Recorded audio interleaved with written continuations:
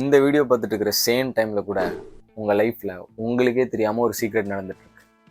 ஆனால் நீங்கள் அதை கண்ட்ரோல் பண்ணல, அதுதான் உங்களை கண்ட்ரோல் பண்ணிருக்கு. ப்ரூவ் பண்ணுறேன்.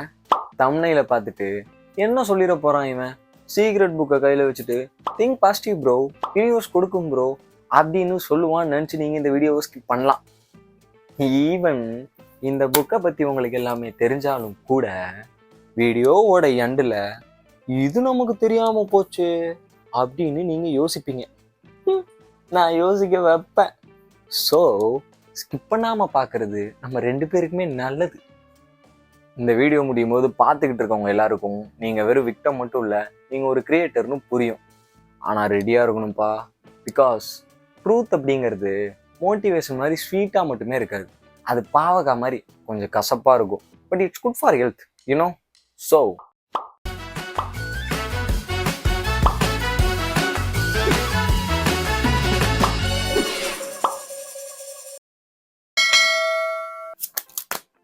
சீக்ரெட் புக்கில் இருக்க பெரிய ப்ராப்ளம் என்ன தெரியுமா? இதில் 50% உண்மையை காமிச்சிட்டு 50% இம்பார்ட்டண்ட்டான மேட்ரை நமக்கு புரியாத மாதிரி இருக்கும். புக்கில் உன் மைண்டில் என்ன திங்க் பண்ணுறியோ அதை தான் அட்ராக்ட் பண்ணுவேன்னு போட்டிருக்கு. கரெக்ட், அது கரெக்ட். ஆனால் அது மட்டுமே கம்ப்ளீட் லைன் இல்லையோ. நீ யோசிக்கிறது மட்டுமே போதும் அப்படின்னா இந்தியாவில் மொத்தம் 140 கோடி பேரும் பில்லியனரா இருக்கணும் இல்லையா? எங்கேயோ இடிக்கிற மாதிரி இருக்கா? இருக்கும். Don't worry, I will be there. நான் சொல்றேன், அதை சொல்லதான் நான் வந்திருக்கேன். இதுதாங்க சீக்ரெட் புக் ஃபெயில் ஆகிற ஒரு முக்கியமான இடம். Thought is not equal to belief, belief is not equal to identity. நாம யோசிக்கிறோம், கொஞ்சம் நம்பிக்கை இருக்கு, இருந்தாலும் நாம நினைச்ச மாதிரி நம்ம லைஃப் மாறல. ஏன்? அதை வேற ஞாபகப்படுத்திட்டீங்க. நெஞ்சமெல்லாம் பொண்ணா இருக்கு தம்பி. பிகாஸ் தாட் வேற, பிலீவ் வேற, ஐடென்டிட்டி டோட்டலி வேற. புரிகிற மாதிரி சொல்லணும்னா ஒரு கதை சொல்லிட்டா? சும்மா ஒரு 2 பேர் வச்சுக்கோங்க. ஒருத்தன் டெய்லி கண்ணாடி முன்னாடி நின்று ஐ எம் கான்ஃபிடென்ட்னு சொல்கிற ஒருத்தன். ஆனால் பப்ளிக் முன்னாடி பேசணும்னா கை கால்லாம் நடுங்கும், ஃபோன் கால் வந்தாலே பயம் வந்துடும். ஏதாச்சும் ஒரு ஆப்பர்ச்சுனிட்டி வந்தால் ஒரே ஓட்டம் தான், பின்னங்கால் புடதில் அடிக்க ஓடிடுவான். புக்கில் சொன்ன மாதிரி அவன் யோசிக்கிறான், டெய்லி சொல்கிறான், இருந்தாலும் அவன் அப்படி வாழலை. அவன் மைண்டில் ஐ எம் கான்ஃபிடென்ட்னு தாட் இருந்துச்சு, ஆனால் அவன் ஹார்ட்டில் நான் எப்படி வீக் தானே அப்படின்னு பிலீவ் இருந்துச்சு. ஸோ ஐடென்டிட்டி என்ன? நான் பயப்படுற டைப்பு. உடனே யூனிவர்ஸ் சொல்லிச்சு, ஓகே சார், நீங்கள் கேட்டபடியே உங்களுக்கு கொடுக்குறேன் அப்படின்னு கொடுத்துருச்சு. இப்போது இன்னொருத்தர்னால இவன் கதையே வேற. அவனுக்கும் பயம், டென்ஷனு எல்லாமே இருக்கு. ஆனால் தலைவன் ஒரு முடிவு எடுக்கிறான்ப்பா, எனக்கு பயமே இருந்தாலும் நான் பேசுவேன்டா அப்படின்னு அவன் பேசுகிறான். ஃபர்ஸ்ட் தடவை பேசுகிறப்போ லைட்டாக வாய்ஸில் ஒரு ஃபியர் இருக்கு. செகண்ட் தடவை பேசுகிறப்போ வாய்ஸில் கொஞ்சம் ஸ்வீட் இருக்கு. தேர்ட் டைம் பேசுகிறப்போ காமெடிலாம் பண்ணுறாருன்னா பார்த்துக்கங்களேன். He do it this again and again. இங்கே என்ன நடந்துச்சு? தாட் சேஞ்ச் இல்லை, ஃபியரும் போகலை, ஆனால் ஐடென்டிட்டி சேஞ்ச் ஆகிருக்கு. உங்கள் லைஃப் மாறலன்னா யூனிவர்ஸை ப்ளேம் பண்ண வேணாம், பேரண்ட்ஸை ப்ளேம் பண்ண வேணாம். நீங்கள் யோசிக்கிற ஆள் இல்லை, நீங்கள் வாழ்கிற ஆள் தான் நீங்கள். தாட், ஐடியா, பிலீவ், நம்பிக்கை, ஐடென்டிட்டி, டெய்லி ஆக்ஷன். இங்கே அட்ராக்ஷன் நடக்கிறது ஆக்ஷனுக்கு தான், ஆக்ஷனோட ஐடென்டிட்டிக்கு தான். இது புரியாமல் தான் இங்கே விஷன் போர்டு, அஃப்ரிமேஷனு, ஐஎம் ரிச்னு கண்ணாடி முன்னாடி நின்று கத்துறது எதுவுமே வேலைக்காகாமல் போகிறது. இது ஸ்டார்ட் ஆனது என்னமோ சீக்ரெட் புக்கில் மட்டுமே கிடையாது. ஏன்ஷியன்ட் எகிப்து, ஹிந்து ஃபிலாசபி, அப்புறம் புத்தா டெக்னிக்ஸ், கிரீக் ஸ்டோரிஸ், இது மாதிரி புராண காலத்திலேயே இதை பற்றி பேசியிருக்காங்கன்னா பார்த்துக்கங்களேன். அப்பத்துலேருந்து இப்போ வர எல்லாரும் சொல்கிற விஷயம் ஒன்று தான், you become what you repeatedly feel as true.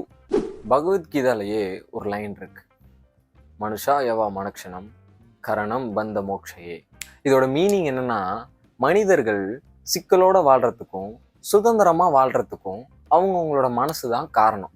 சிம்பிளாக சொல்லப்போனால் நம்ம மைண்டு தாங்க எல்லாமே. நம்மளோட மைண்டு தான் செயினும், அதே மைண்டு தான் கீயும். பயத்தில் யோசிச்சா லைஃப் இஸ் பிரிஷன், அதுவே கிளியராக டிசைட் பண்ணால் லைஃப் ஃப்ரீடம். இந்த ராவணன் இருக்கார் இல்லையா, அவருக்கு நாலேஜ் இருந்துச்சு, பவர் இருந்துச்சு, டிசிப்ளின் இருந்துச்சு. ஆனால் என்ன இல்லைன்னா ரைட்டான ஒரு ஐடென்டிட்டி இல்லை. இருந்தாலும் அவர் தான் யாரா ஆகணும்னு நினைச்சாரோ அதுவாகவே ஆகிட்டாரு. வில்லன் ஆகுறதுனா கூட அதுக்கு ஒரு தில்லு வேணும்ல. லா ஆஃப் அட்ராக்ஷனோட டார்க் சைடை இங்கே தான் நம்ம பார்க்க போகிறோம். இந்த லா ஆஃப் அட்ராக்ஷன் இருக்கு இல்லையா, இது குட் திங்ஸுக்கும் ஒர்க் ஆகும், ஆனால் கொஞ்சம் லேட் ஆகும். அதுவே ஃபியரு, டவுட்டு, இந்த மாதிரியான விஷயத்துக்கெலாம் ரொம்ப ஃபாஸ்ட்டாக ஒர்க் ஆகுங்க. எக்ஸாம்பிள் சொல்லணும்னா, நீ டெய்லி எனக்கு பணம் இல்லை, எனக்கு சான்ஸ் கிடைக்கல, என் ஃபேமிலியில் யாருமே சக்சீட் ஆகலை அப்படின்னு சொல்லி நீ நினச்சிட்டு இருந்த அப்படின்னா, ஈவன் நம்ம யாரும் அதை வாயை விட்டு சொல்லலைன்னா கூட நம்ம அதை நினைக்கிறோம் இல்லையா, அதை இந்த யூனிவர்ஸ் கேட்ச் பண்ணிடும். உடனே உங்களோட கட்டளை என்னோட கடமை அப்படின்னு அது நமக்கு அதை கொடுத்துரும். அதனால தான் same toxic relationship, same problem, same salary அப்படின்னு ஒரு 10 வருஷம் லூப்பில் மாட்டி ஓடிக்கிட்டு இருக்கோம். இது ஸ்பிரிச்சுவல் மம்போவும் இல்லை, ஜம்போவும் இல்லை. சயின்ஸ் சொல்கிற விஷயம் என்ன தெரியுமா? RAS, reticular activating system. இது நம்ம பிரெயினோட தி அவேர்னஸ் சிஸ்டம்னு சொல்லலாம். இது என்ன பண்ணும் அப்படின்னா, நம்ம பிரெயினுக்கு எது தேவையோ அந்த விஷயத்தை மட்டும் நம்மக்கிட்ட இருந்து ஃபில்டர் பண்ணி அப்படி கொண்டு போய் கொடுத்து நம்ம பிரெயினை ஆக்டிவாக வச்சுக்கிறதுக்கு ஹெல்ப் பண்ணுற ஒரு சிஸ்டம். நமக்கு ஆகிற இந்த அலர்ட்னஸ், இன்ஃபர்மேஷன் ஃபில்டர் பண்ணுறது, அப்புறம் இந்த ஃபோக்கஸ், ஸ்லீப் ரெகுலேஷன், இது எல்லாத்தையும் நம்ம பிரெயினுக்கு கரெக்டான டயத்தில் கொண்டு போய் கொடுத்து நம்மளை ஒரு ஆக்டிவான ஒரு இதில் வேற எங்கேயும் டைவெர்ட் பண்ணாமல் வச்சுக்கிறதுக்காக இது நமக்கு ஹெல்ப் பண்ணுது. இந்த புக்கில் இருக்கிறதே நம்ம ரியல் லைஃப்லேயும் நடந்திருக்கும். இப்போது நம்ம எல்லாருக்குமே ஒரு விஷயம் அட்லீஸ்ட் ஒரு தடவையாச்சும் நடந்திருக்கும். நம்ம ஏதாச்சும் ஒரு விஷயம் வாங்கணும்னு முடிவு பண்ணியிருப்போம். முடிவு பண்ணதுக்கப்புறம் பார்த்தா அந்த பொருளோ இல்லை அந்த விஷயமா மட்டும்தான் நம்ம கண்ணுக்கு தெரிஞ்சுட்டே இருக்கும். இப்போ ஒரு எக்ஸாம்பிள் சொல்லணும் அப்படின்னா, ஒரு பைக் வாங்கணும் அப்படின்னு ஒரு முடிவு பண்ணிட்டோம்னு வச்சுக்கோங்களேன். அந்த பைக்காக தான் நம்ம கண்ணுக்கு தெரியும். வெளியே போன அடுத்த நிமிஷத்துல இருந்து எங்கே பார்த்தாலும் அந்த பைக்காக தான் இருக்கும். அதுக்காக அந்த பைக் அதிகமாயிருச்சான்னு கேட்டால் அதுதான் இல்லை. நம்மளோட ஃபோக்கஸ் அப்படிங்கிறது அந்த பைக்கு மேலே நம்ம என்ன வாங்கணும்னு நினச்சிருக்கோமோ அது மேலே மட்டும் நம்ம ஃபார்வர்ட் பண்ணி போகிறது தான். That is called of law of attraction. Focus, emotion, repetition. So நாம் இங்கே ஃபோக்கஸ் பண்ணுற விஷயம் என்னவா இருக்குது அப்படின்னா, பற்றாக்குறை, பயம், கம்பேரிசன். எது நமக்கு வேண்டாமோ அதை தான் கரெக்டாக சரியான இடத்துல தப்பாக கொண்டு போய் நம்ம மூளைக்கு அனுப்பிக்கிட்டு இருக்கோம். மூளைக்கு டேட்டா தான் ரொம்ப முக்கியம். நம்ம கொடுக்குற டேட்டா தப்பாக இருக்குன்னா அது நமக்கு என்னத்தை திருப்பி கொடுக்கும்? இப்போ நமக்காக ஒரு 3 விஷயம். Step number 1, stop asking, start deciding. Universe கிட்ட போயிட்டு யூனிவர்ஸ் ப்ளீஸ் ஹெல்ப் மீ, எனக்கு இது வேணும் அப்படின்லாம் கேட்கக்கூடாது. அதை விட்டுட்டு இதுதான்னா நான் இப்படி தான் இருக்கேன்னு நீங்கள் முதல்ல நம்ப ஆரம்பிங்க. நீங்கள் அப்படி சொல்லும்போது அது ப்ரெசண்ட்டோட ஐடென்டிட்டியை குறிக்குது. இப்போது I am trying to be disciplined அப்படிங்கிறதுக்கும் I am a discipline person அப்படிங்கிறதுக்கும் சொல்லும் போதே ஒரு கான்ஃபிடென்ட் வருது இல்லை? அதுதான் டெய்லி 2 நிமிஷம் கண்ணை மூடி உக்காந்து ரிசல்ட் இப்படி வரப்போகுது அப்படி வரப்போகுதுன்னு கனவுலேயே கோட்டையை கட்டி வாழாமல் உனக்குன்னு ஒரு ஐடென்டிட்டியை நீ உருவாக்கு. இதுதான் நான் இப்படி தான் இருக்கேன்னு உன்னோட ஐடென்டிட்டியை நீ முதல்ல ஃபீல் பண்ணு. எக்ஸாம்பிள், ரிசல்ட் இமேஜின் பண்ணுறது அப்படின்னா என்னன்னா, கார் வாங்கினேன், ஸ்டேஜில் ஏறினேன், மணி வந்துச்சு. இதெல்லாம் சினிமா பார்க்குற மாதிரி ஒரு ஹாப்பியான ஃபீல் கொடுக்கும். ஆனால் லைஃப் சேஞ்சே ஆகாது.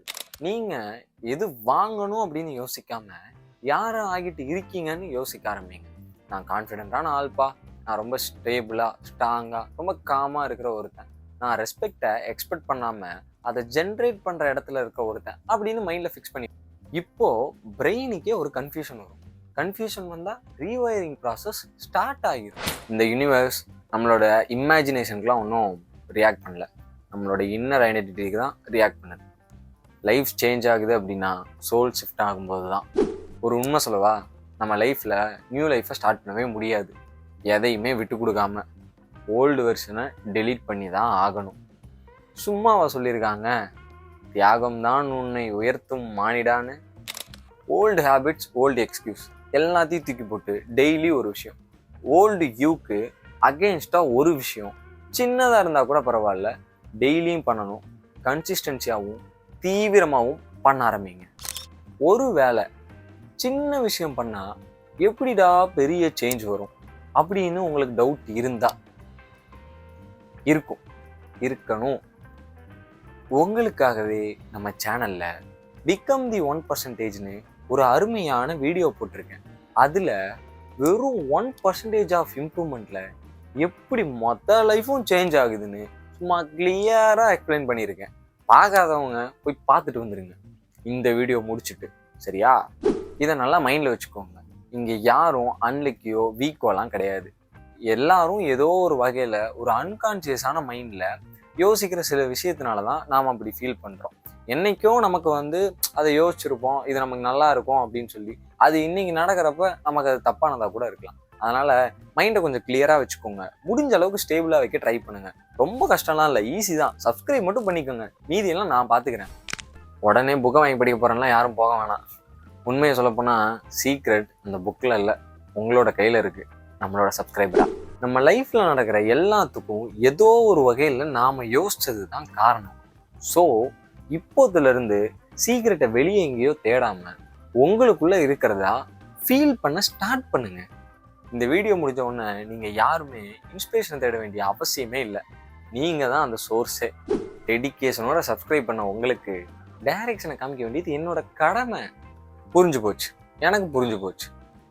எங்களுக்காக இவ்வளோ பண்ணுற உனக்கு நாங்கள் என்ன பண்ணுறதுன்னு கேட்குறீங்க, அதானே? உங்ககிட்ட நான் வேற என்னங்க கேட்க போகிறேன்? நெக்ஸ்ட் வீடியோவில் சில ப்ரூட்டலான ட்ரூத் பற்றி பேசுவோமா? அது வரைக்கும் சீக்ரெட்டாக வச்சுக்காம எல்லாருக்கும் ஷேர் பண்ணி என்னையும் கொஞ்சம் கேர் பண்ணிக்கோங்க. நன்றி, வணக்கம். சப்ஸ்கிரைப் பண்ணிடுங்க.